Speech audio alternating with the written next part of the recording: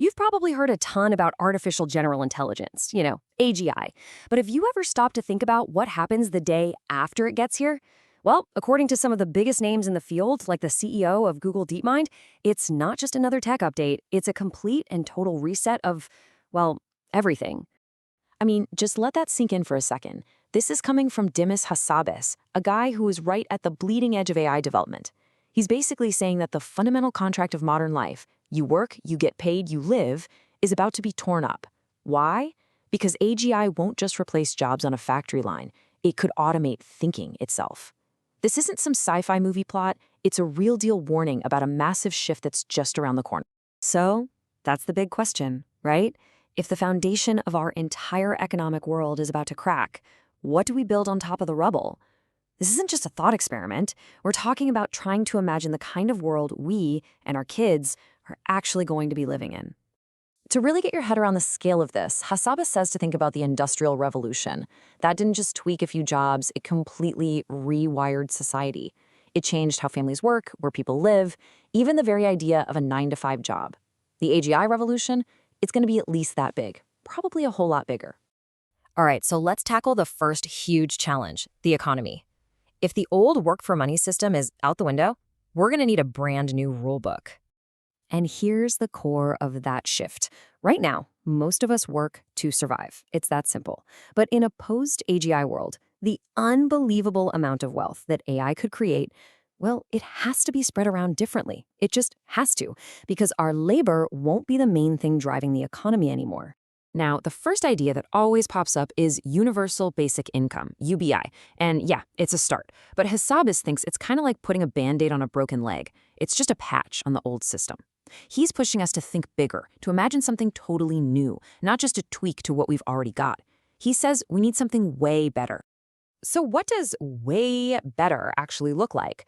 Well, one of the really interesting ideas he's playing with is a new kind of direct democracy. But not for politics, for funding projects right in your own community. Okay, check this out. Imagine your town gets a big chunk of cash for local stuff.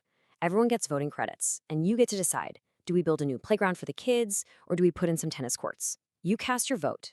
But here's the really clever part. If the projects you vote for turn out to be successful and people love them, your vote actually starts to count for more in the future.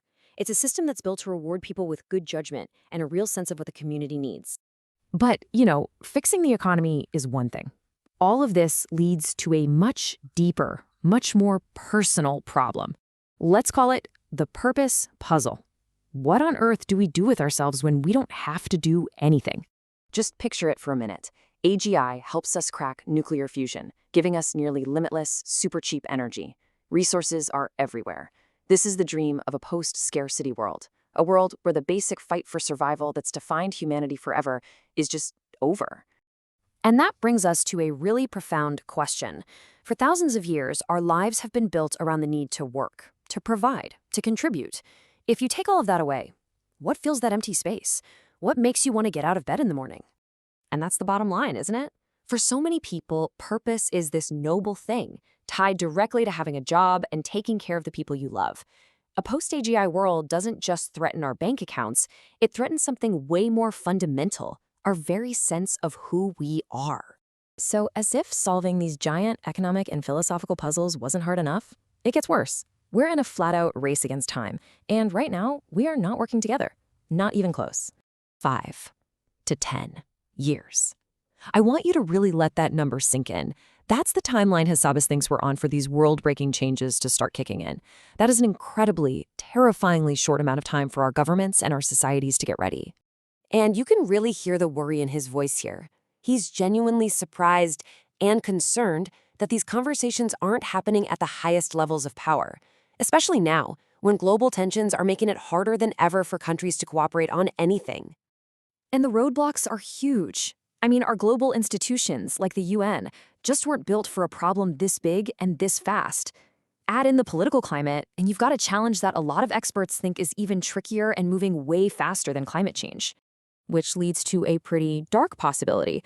If we can't get our act together on our own, is it going to take some kind of disaster, an AI incident that finally wakes everybody up and forces us to the table? It's a strange thing to hope for, but the idea is that if something bad does happen, it's not a full-blown catastrophe. A medium-sized mess, maybe caused by some rogue group, could be the global warning shot we need, a wake-up call that makes every nation realize we have to agree on some rules for safety and control, and we have to do it now. So at the end of the day, all of this leads us to a massive fork in the road. The choices we make, starting right now, are going to lead us to one of two very, very different futures. And that window to choose? It's closing fast. And you couldn't have higher stakes.